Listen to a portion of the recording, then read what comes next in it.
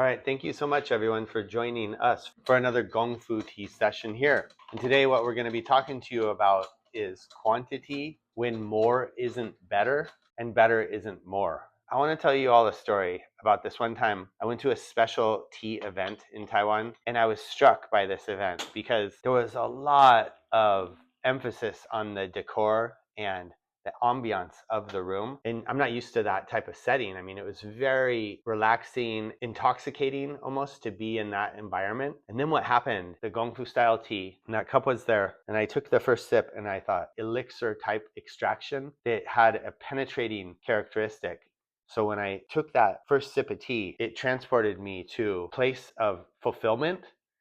And then by the time I had finished that cup of tea, I realized with tea like this, brewed like this, and tea of this quality, it's not about quantity. It's not about drinking mugs and mugs and mugs of tea, because just that small amount is enough to satiate. It's enough to calm the senses. It's enough to bring yourself back into your body. If you're off in the thinking about things or projecting yourself into the future, that one cup of perfectly brewed tea with the high quality tea brewed that way, it's enough.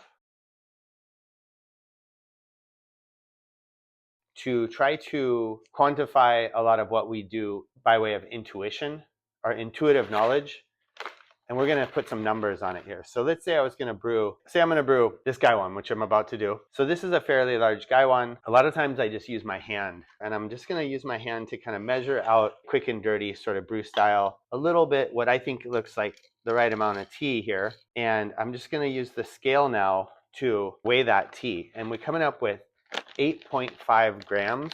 So 8.5 grams of tea. This is one way to brew tea, and it happens to be one of my favorite ways to brew tea if you're new to tea, or if you don't want to get a bunch of new teaware when you're in the beginning of your tea journey. When you're just starting to learn about tea, it's really important to have an easy, inexpensive way to get to know a lot of different teas. One of the methods we suggest is just like a sit in the mug infuser, and put your 5 grams of tea in here. Let it steep for about 2 to 3 minutes. You can steep that again. If you steep the first one for 3 minutes, you could add like another minute. You might even get a third steep. You're going to get a pretty significant quantity of tea. And so this is 8 grams.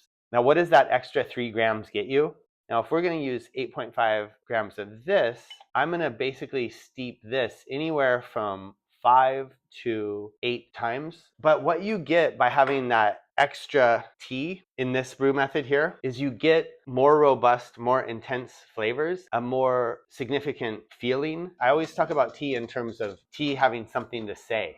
Through the art of brewing tea and through practice of using higher temperature water, but then having a shorter steep time, you don't get the bitter or astringent flavors even with those high temperatures. And you still get something smooth and incredibly creamy, balanced flavor using a higher temperature. And look at how much the leaf is expanded, and kind of give it a little stir. And in doing so, we check the color. We see, okay, yeah, that tea is coming along nicely. It is ready to drink now. I could pour that tea right now. And that's only been about 30 seconds plus or minus. But I'm going to go for a little bit stronger flavor. So I'm just going to let it steep another 30 or so seconds. Impatient, sometimes we'll speed that first one along, like, it's time for some tea. You know, we want to get that first cup of tea going. And see now, look at that. I mean, the leaf is already expanded and filling up a lot of our Gaiwan here. Just a really beautiful, pungent, fruit-forward aroma. So let's see how I did. My friends, that is the point of this style of brewing tea. So delicious. 3 sips of tea. Hi there. You have high quality tea, which is fun because then you don't really have to have anything.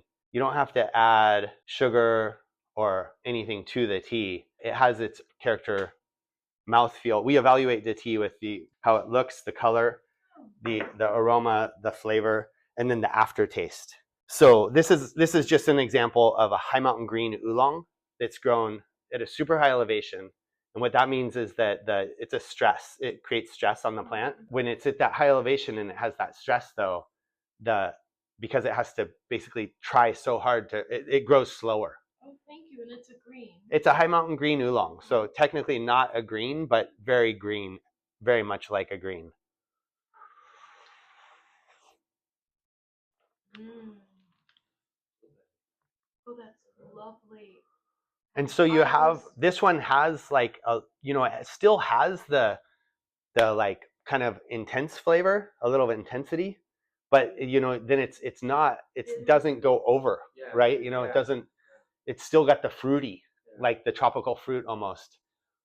And so, yeah, tea like this is just a sheer enjoyment of life.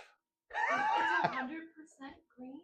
No, so I'm saying green oolong, nothing in it, Right. no tea, nothing but tea leaves. Yeah, I know. Isn't that amazing? Because it's like, there's, how many flavors do you taste? Oh yeah, like lots. And then again, without the bitter that I wait for with green I know, tea. Yeah. you're waiting for it, but it doesn't come. And I use boiling water to brew that. So you can even make it, you can even have it a lower temperature if you want it to even be less, because it still has that oomph. Well, I'm a tea drinker, so I if it doesn't have that, I'll think it's kind of boring. Mm-hmm. So I still want it to have that kind of punch of On your palate, you mean? well, just the substantial, yeah, I guess it's on my palate, or it's like the kind of underlying the backbone of the tea. This that all the flavors are kind of coming off of that sort of, if it was, if now I'm going to describe the tea as an animal. But it's funny, yeah, right? So it's like if it's got that vertical, if it's got that horizontal vertebrae, and then it's got all of its organs and meat and body and everything kind of hangs off of that. Those are the flavors of the backbone, is that real, the strength, kind of like that mouthfeel. I describe that as mouthfeel. Yeah.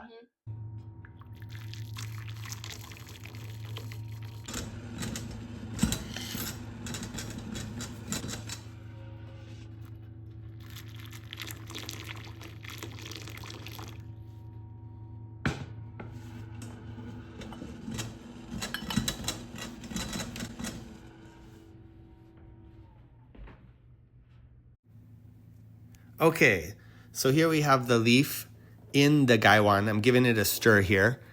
And you'll see there's two or three stems there. Now, stems aren't necessarily a bad thing. They do actually add to the sweetness. So you'll always have a little stem with the hand-picked tea from Taiwan, and I'll talk about that picking standard in a moment here. I'm going to add some more hot water. So now we've got the leaf, and I'm going to add some water here for the second infusion. Give it a stir and let that steep for a few minutes. Now, one of the things I really love about a sharing pitcher in the small cups is it just makes it so easy and fun to share tea with friends and family. I'm going to heat the cups up.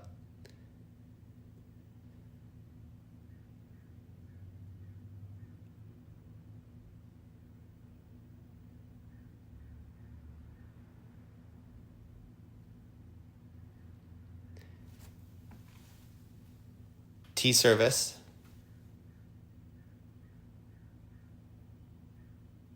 Check out the color of this tea. It's nice and green, but also translucent. And here's the color of the leaf as well. Now this tea is brewed for another couple minutes here, so it's ready to go. And I'm going to just go ahead and add that to this first infusion. And now we'll see what 5 grams of tea looks like after it's expanded all the way.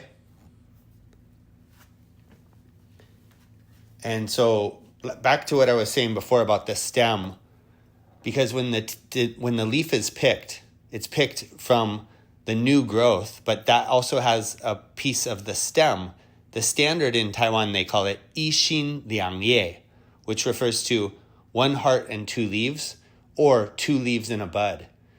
So that means you're going to have, now this tea is hand picked, and you're going to have the portion of the stem, and then the smallest tip, which is the freshest grown leaf, and then the 2 leaves after it.